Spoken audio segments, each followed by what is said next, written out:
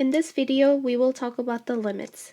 The idea of the limits came out in Chapter 2 of the rational functions, where we talked about horizontal asymptote, vertical asymptote, and domain and range. Given f of x is equal to x squared plus 2x all over x, we can factor out the numerator by pulling out the x, and we're left with x plus 2 all over x. We know the function is undefined when the denominator goes to 0, so when x is equal to 0, that's where it's undefined. When you graph this on a graphing calculator, you will get a graph that looks like a line of y is equal to x plus 2, where it looks like it's passing through -2 and +2.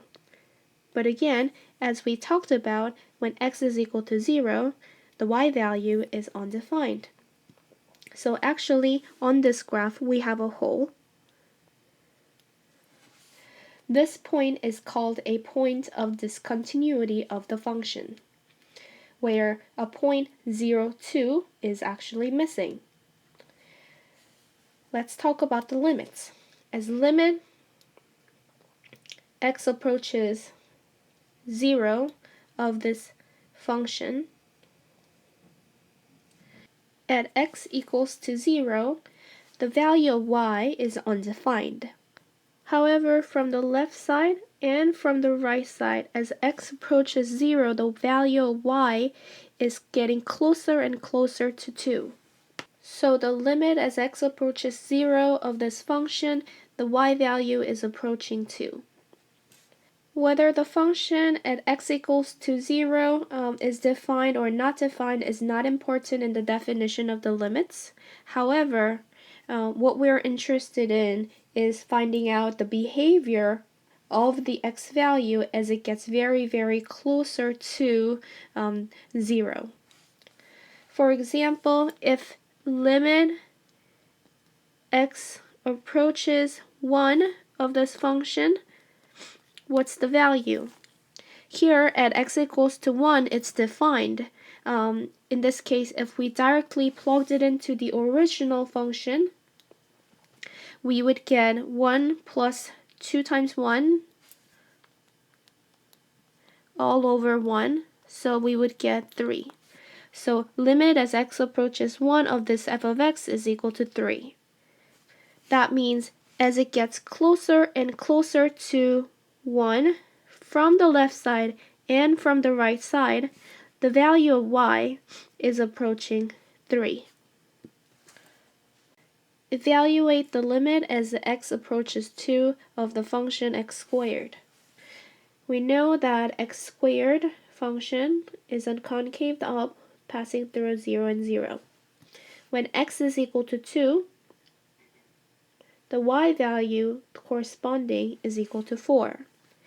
Everywhere on the domain is defined, so as x approaches 2 from the right side and 2 from the left side, the value of y is approaching 4, so the answer to this will be 4. Next example, find the limit as x approaches 0 in the function x squared plus 3x all over x. We can factor out the x on the numerator, so as limit x approaches 0, x times x plus 3 all over x. We can cancel out the x's on the numerator and denominator, so we're left with a limit as x approaches 0 of x plus 3. X plus 3 is an equation of the line where, again, this is defined everywhere. So as x approaches 0, you would simply plug it in the 0 for the x, and the answer is 3. If you graph this, you would get an equation of the line that looks very much similar to y is equal to x plus 3. So here you have -3, here you have 3, but as x approaches 0, it is a limit of discontinuity. So the value at x equals to 0 is undefined. However, from the left side and from the right side, the value of y is approaching 3. So that's why the limit as x approaches 0 of x plus 3 is equal to 3.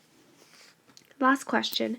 We have limit as x approaches 3 of x squared minus 9. That can be factored out as x plus 3 and x minus 3 all over x minus 3. We can cancel the x minus 3 on both top and bottom, and we're left with limit of x approaches 3 of x plus 3. By simply plugging the 3, we have 6 as an answer.